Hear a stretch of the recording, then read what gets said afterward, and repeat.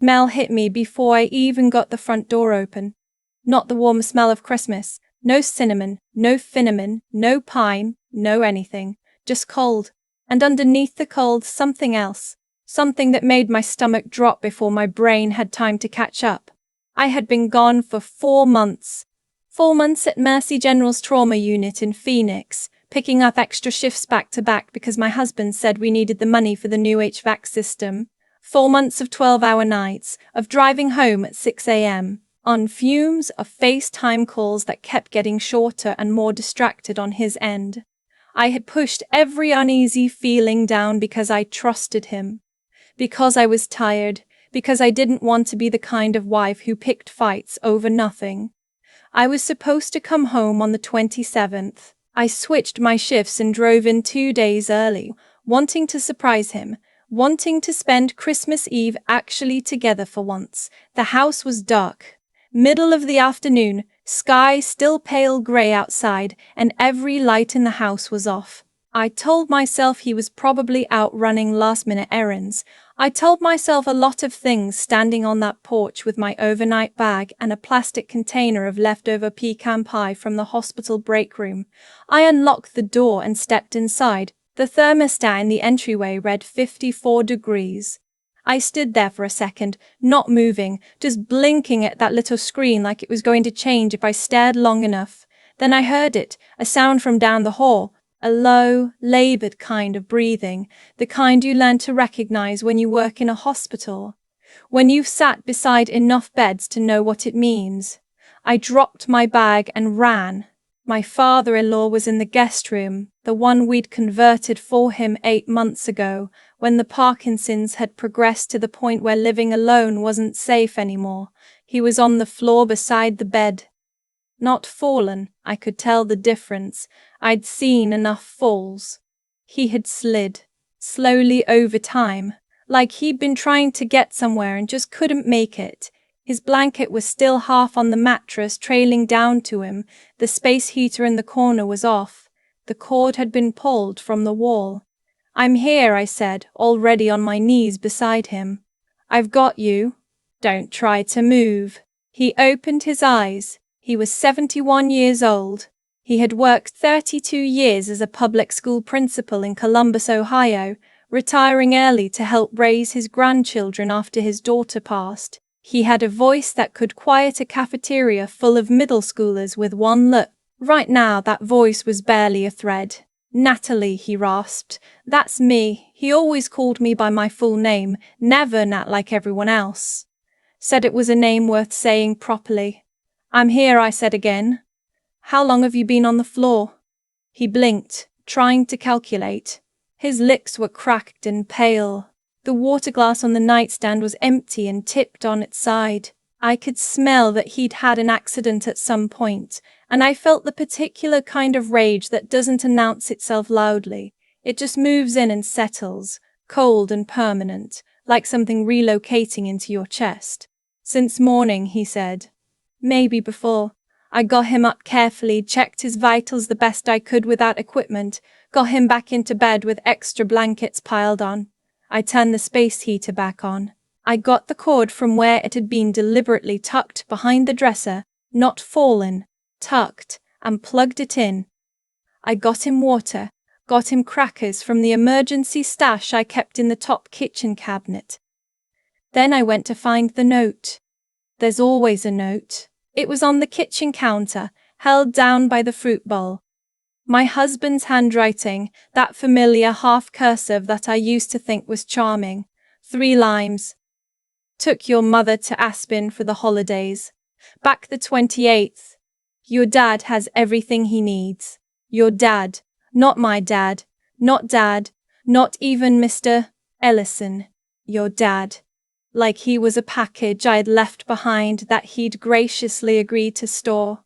I stood in that kitchen for a long time. I'm not sure how long. Long enough for the light to shift and my feet to start aching in my clogs. I read the note again. I thought about the space heater cord tucked behind the dresser. I thought about the empty water glass. I thought about the fact that my father-in-law had been on the floor, alone, in a 54-degree house for hours. while my husband and my mother-in-law were in Aspen, the ski resort where the cheapest lift tickets are $250 a day. My mother had always told me, the first time someone shows you who they are, believe them. The second time, that's on you. This was the third time, and I had run out of excuses to make for him. I went back to the guest room and sat on the edge of the bed. My father-in-law was watching me with those steady, dark eyes of his. Despite everything, despite the Parkinson's and the tremors and the indignity of what I just found, there was something composed about him, something he was holding on to. They left Tuesday, he said. I figured. He unplugged the heater, said the electric bill was too high. He paused, working through the words carefully the way he did when the tremors were bad. I haven't been able to reach the outlet. I know. He looked at the window for a moment. Outside, the neighbors' Christmas lights were blinking softly through the glass. I didn't want to worry you, he said. You had enough. I pressed my hand over his. His skin was paper thin, cool even now with the blankets on. He had given me more grace in 4 years of marriage to his son than his own son had given either of us combined. Do you have your phone? I asked. Battery died yesterday. Charger is on the nightstand, but I couldn't. He stopped. He didn't have to finish. He couldn't reach it. He'd been lying there with a dead phone in a cold room and an empty glass waiting. Listen to me, I said. I kept my voice even the way they teach you in trauma nursing. Calm voice, steady hands, even when the situation is not calm and your hands want to shake. I'm going to take care of everything, okay? You don't need to worry about a single thing. He looked at me for a long moment. Then he said very quietly, Natalie, there's something I need to tell you about the house. I didn't know it then, but that sentence was the thing that changed everything. My husband's name is Derek. We met at a wedding 7 years ago, back when I was still in nursing school, and he had just gotten his real estate license and the whole world seemed like it was made of open doors. He was funny and easy and he made me feel for the first time in a long time like I didn't have to work so hard at everything. I loved that.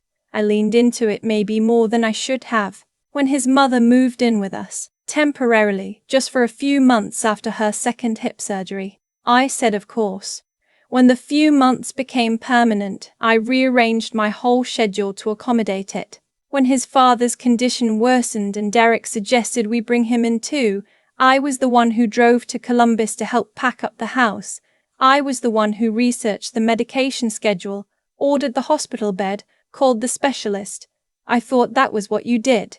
I thought I was building something. What I was actually doing was funding someone else's comfort while they planned a vacation. In the kitchen that night, after my father-in-law fell asleep, I opened my laptop and looked at our joint checking account. I don't know why I hadn't done it sooner. Maybe I trusted. Maybe I was tired. Maybe I just didn't want to know. The balance was $3,200. I sat with that number for a minute. We had started the month with just over $19,000. I was the primary earner. Derek had been between listings for most of the year, which in practice meant he golfed 3 days a week and spent the rest of the time on his phone. I covered the mortgage, the utilities, the groceries, his father's medications, his mother's prescriptions, all of it.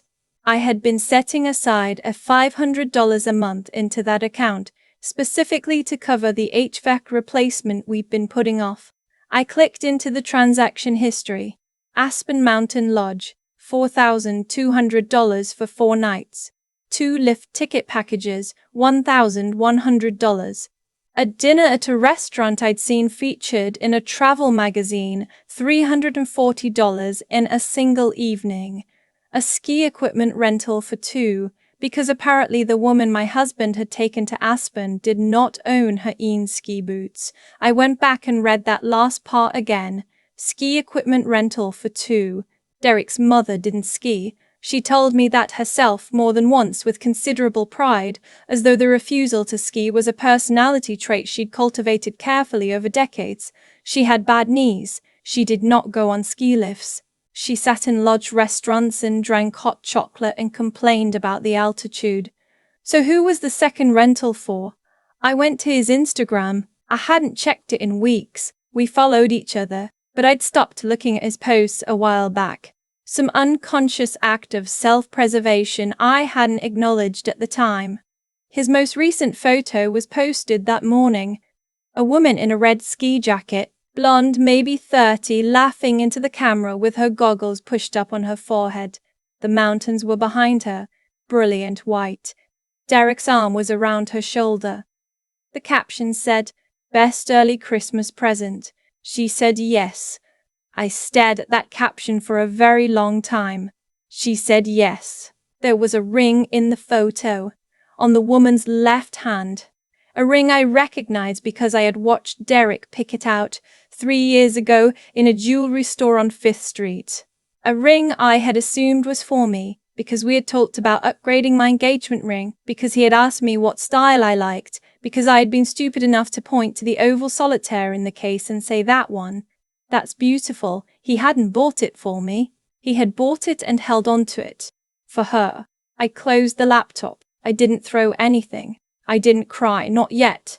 I just sat very still in the kitchen of the house I paid for, in the dark, while the space heater hummed down the hall, and my father-in-law breathed his slow, labored breaths, and I thought about the word yes.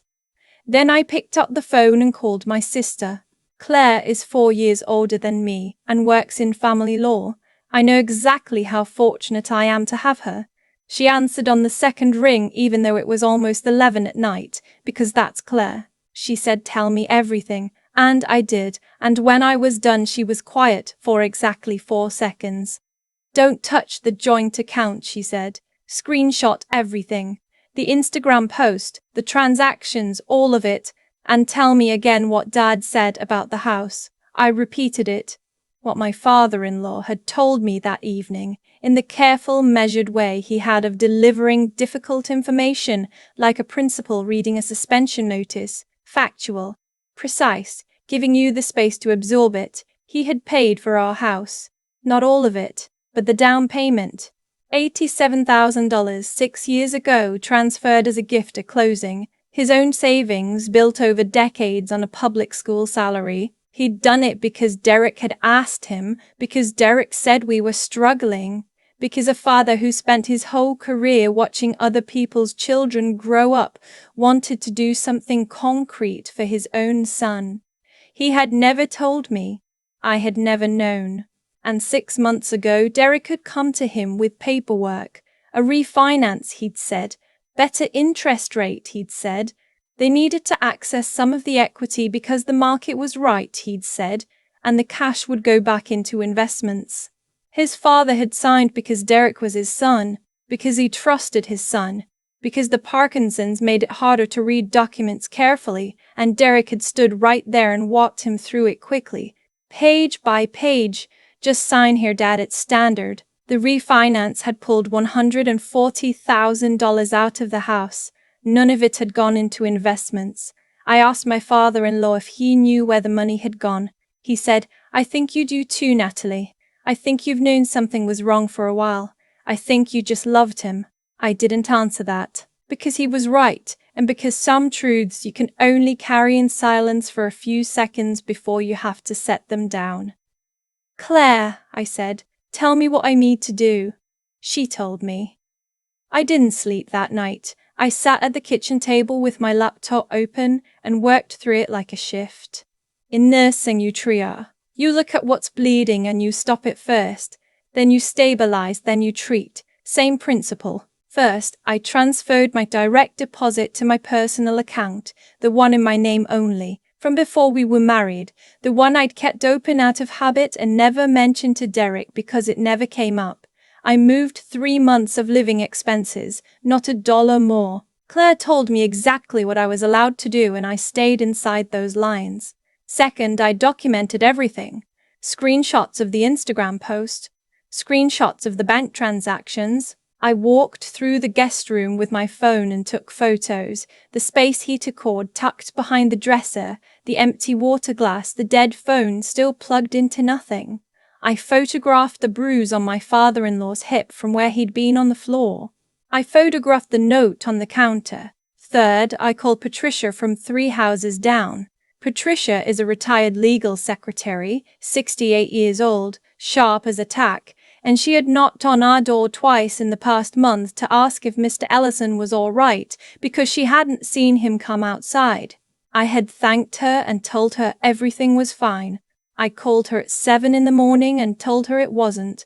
She came over in 20 minutes with coffee and a notepad. She sat at the kitchen table while I explained, and she wrote things down in her small, precise handwriting.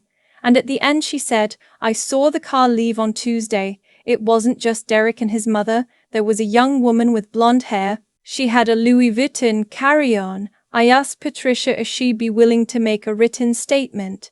She said, 'Honey, I'll stand up in court. My father-in-law's name is Walter. And Walter Ellison is not the kind of man who announces his feelings. He spent 32 years making hard decisions quietly, absorbing other people's crises without adding to them.'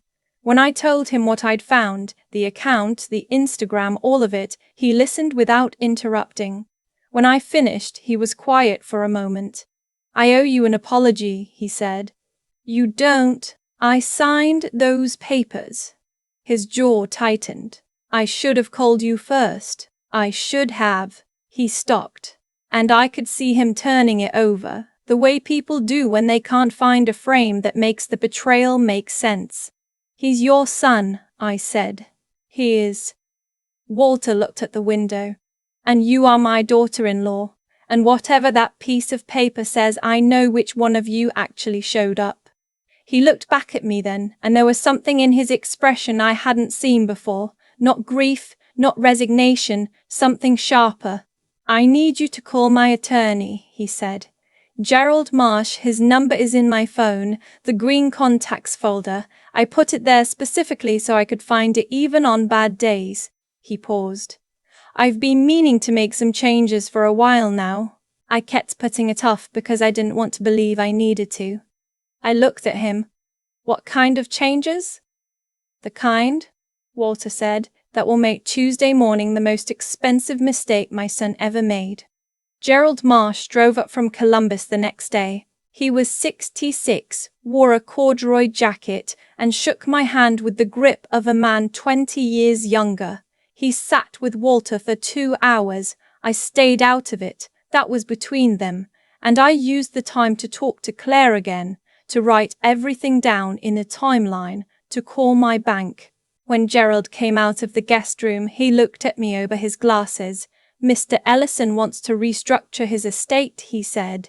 'He also wants to pursue recovery of the funds extracted through that refinance, and he wants me to speak with you about being named executor.' I sat down.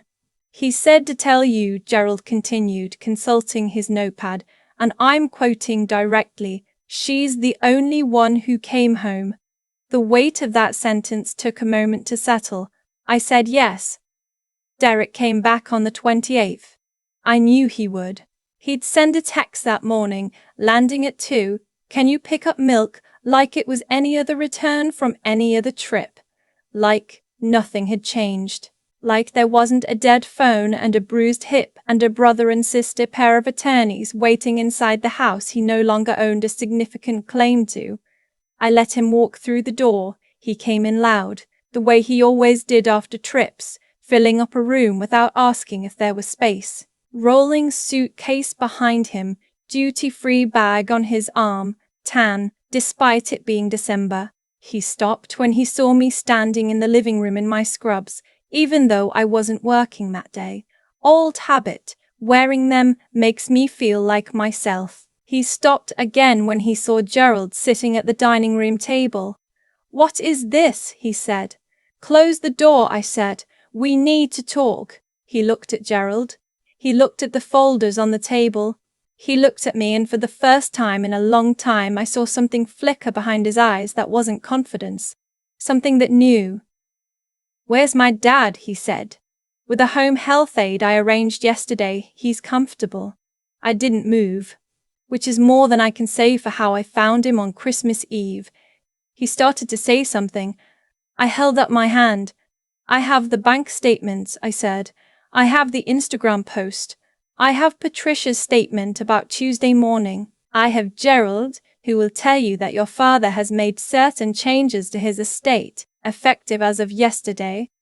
I looked at him steadily.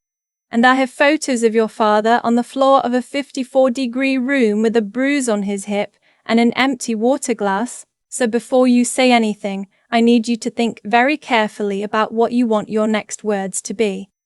The silence was long. Derek sat down, not because I told him to, because his legs went. He tried several things. He tried I can explain. He tried, she's just a friend, you're misreading it. He tried the refinance was completely above board, I was going to pay Dad back. He tried, you're not being rational, and you've been under a lot of stress, and finally, when none of it worked, he tried, I love you. I waited until he was done. Derek, I said. Your father was on the floor for over 12 hours. His phone was dead. The heater was unplugged. He's 71 years old with Parkinson's, and you left him alone in a 54-degree house to go to Aspen and propose to someone else. The words landed and stayed. I am not angry, I said, which wasn't entirely true but was true enough. I am done. There is a difference. Gerald set an envelope on the table. This is your copy of the amended trust documents and a formal notice regarding the refinance proceeds. My client is prepared to pursue recovery through civil litigation. Given the documentation we have, I would strongly advise you to speak with your own attorney before responding. Derek stared at the envelope.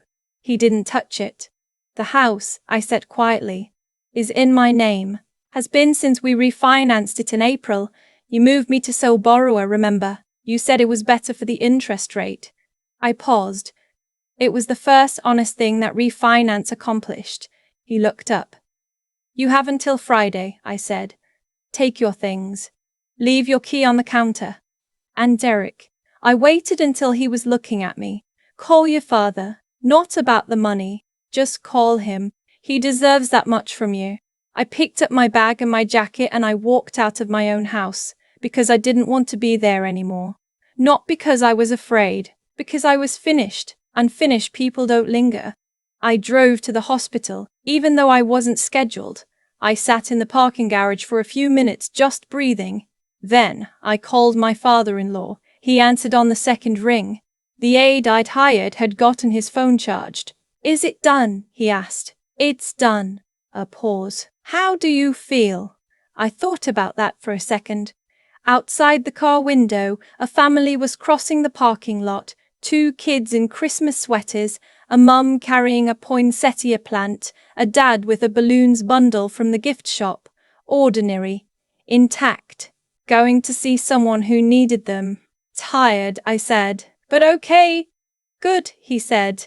Then Natalie. Yeah. Thank you for coming home early. I pressed my forehead against the steering wheel for a second, just 1 second before I answered. Thank you for still being there when I did. 3 months later, the civil case settled. The refinance proceeds were recovered, minus legal fees. Gerald Marsh was worth every dollar of his retainer. Derek and the woman in the red ski jacket, I've seen her Instagram, she kept the ring, moved to Denver. I hear things through mutual friends the way you do. I stopped listening after a while. Walter moved into a small assisted living community in Scottsdale that has a garden and a chess club and a staff-to-resident ratio I personally vetted. I visit on Sundays when I'm not working. He beats me at chess almost every time. He says it's because he has more patience. I think it's because he's been playing longer and knows how to wait for the right moment. I went back to the house, eventually. Fixed the HVAC, the one I'd been saving for. Painted the guest room a different color. Bought a weighted blanket for the bed in there, the good kind, because sometimes you need to feel held, even when no one's around. I don't have a lesson tied up neatly at the end of this. Life doesn't work that way. What I have is this. I drove home 2 days early because something in me needed to. I found a man on the floor who needed me to find him. And because I found him, I know now, really know down in my bones, what it means to show up for someone, not when it's convenient, Not when the timing is right, when they need you. That's the only version of family I'm interested in anymore. And I've got one, even if it took losing the wrong one to find it. I keep coming back to the cord, the space heater cord, deliberately tucked behind the dresser so Walter couldn't reach it. That one detail tells you everything you need to know about how this unraveled, not a single dramatic moment, but 100 small choices that each required someone to decide another person mattered less than their own comfort. Derek didn't become who he was on the Tuesday he left for Aspen. He became that person slowly, one unplugged cord at a time, and I just hadn't been willing to see it. That's the part I sit with. Not anger at him, I'm mostly past that, but honesty about myself. I was so busy showing up for everyone else that I stopped paying attention to what was actually in front of me. I told myself that trust was a virtue, and it is. But there's a version of trust that's really just avoidance dressed up in nicer clothes, and I had been wearing that for a while. What I know now is that real clarity requires you to look. Not to go looking for problems, but to keep your eyes open even when closing them would be easier. Walter had been trying to tell me something was wrong for months. I can see that now in the careful way he'd phrase things, the questions he'd ask about the finances, the way he'd go quiet when Derek's name came up. He was too loyal to say it directly. I was too tired to hear what he wasn't saying. That's on both of us maybe, but mostly it's a lesson I needed to learn about the cost of willful blindness. And then there's what Walter did. A 71-year-old man with Parkinson's, on the floor of a cold room, with a dead phone and a bruised hip, who still had the presence of mind to say, "There's something I need to tell you." He didn't collapse into victimhood. He didn't waste energy on bitterness. He looked at the situation clearly, decided what needed to be done, and asked for what he needed to do it. That kind of steadiness, the ability to think straight when everything is falling apart, isn't something you're born with, it's built. It's built over decades of doing hard things without shortcuts, of sitting with discomfort long enough to figure out what's true. I've been thinking about what it actually takes to get through something like this with your integrity intact. It's not one thing. It's three things working together. First, you have to know what's right and care enough to do it, even when no one's watching. Walter plugging in that space heater himself if he could have reached it. Me driving to Columbus 8 months ago. Patricia knocking on doors because something felt off. Second, you have to be willing to think clearly and act carefully, especially when your emotions are loudest. I didn't empty the joint account. I didn't send a rage text from the hospital parking garage. I called my sister. I documented everything. I stayed inside the lines. And third, maybe hardest, you have to keep going when you're exhausted and scared and you don't know how it ends. I drove home early because something in me said to. I stayed up all night with a laptop and a legal pad because someone needed me to. None of it felt like strength in the moment. It felt like just getting through the next hour. But I think that's usually what strength looks like from the inside. Walter beats me at chess almost every Sunday. He says patience is the whole game. I'm starting to think he's right about more than chess.